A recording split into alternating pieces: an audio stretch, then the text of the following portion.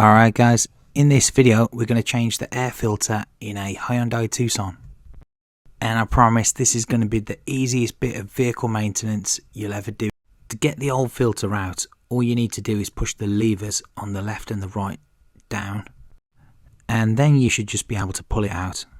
To replace my air filter, I'm going to use a genuine one from Hyundai.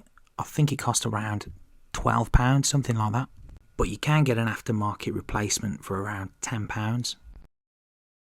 Looking at these two together, the old one is not in too bad of condition really. But today I'm doing the full service, so I'm going to swap it out anyway. Once this has been slotted in, you can now move the levers to the upright position. That should lock it in. Finally, shut the door to the air filter housing and you're good until next year. Thanks for watching guys, and if you've got one of these cars, check out my other videos. I've got the oil and filter, air filter, cabin filter and spark plugs.